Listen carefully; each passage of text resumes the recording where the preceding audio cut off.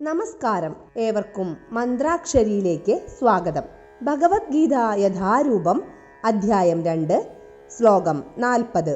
നേഹാഭിക്രമനാശോസ്തി പ്രത്യവായോ ന വിദ്യതേ സ്വൽപമപ്യസ്യ ധർമ്മസ്യ ത്രായതേ മഹതോ ഭയാത്.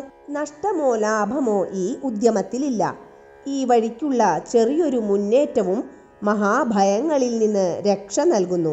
കൃഷ്ണാവബോധത്തോടെ അഥവാ ഇന്ദ്രിയ സംതൃപ്തിയെ കാക്ഷിക്കാതെ കൃഷ്ണനു വേണ്ടി മാത്രം ചെയ്യുന്നതത്രേ കർമ്മത്തിൻ്റെ അതീന്ദ്രിയ വൈശിഷ്ട്യം.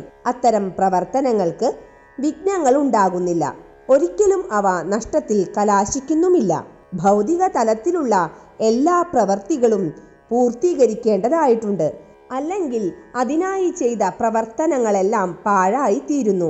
കൃഷ്ണാവബോധത്തോടെ ചെയ്യുന്ന കർമ്മം ശാശ്വതമായ ഫലമുളവാക്കുന്നു. അത് പൂർത്തീകരിച്ചില്ലെങ്കിൽ പോലും അതുകൊണ്ട് കൃഷ്ണാവബോധത്തോടെയുള്ള കർമ്മം ചെയ്യുന്നവർക്ക് അത് മുഴുമിക്കാൻ കഴിഞ്ഞില്ലെങ്കിൽ കൂടി നഷ്ടമില്ല. കൃഷ്ണാവബോധത്തോടെ അനുഷ്ഠിക്കുന്ന പ്രവർത്തനം കേവലം 1% പോലും അതിന് പൂർണ്ണമായ ഫലം ലഭിക്കുന്നു. അടുത്ത തുടക്കം അതിൽ നിന്നാകാം.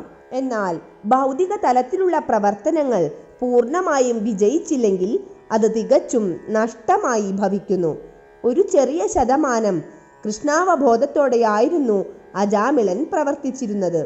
എന്നിട്ടും ഒടുവിൽ ഭഗവത് കൃപയാൽ 100% ഫലം അദ്ദേഹത്തിന് അനുഭവിക്കാൻ കഴിഞ്ഞു. ഭാഗവതത്തിൽ ഇതിനെപ്പറ്റി ഒരു ശ്ലോകമുണ്ട്. ത്യക്ത്വാ സ്വധർമ്മം ചരണാംബുജം ഹരേർ ഭജന്ന പക്വോദ പദേത്തതോ യതി യത്ര ക്വ വാ ഭദ്രമഭൂതമൂഷ്യ കിം കോ വാർത്ത ആപ്തോ ഭജതാം സ്വധർമ്മദഃ.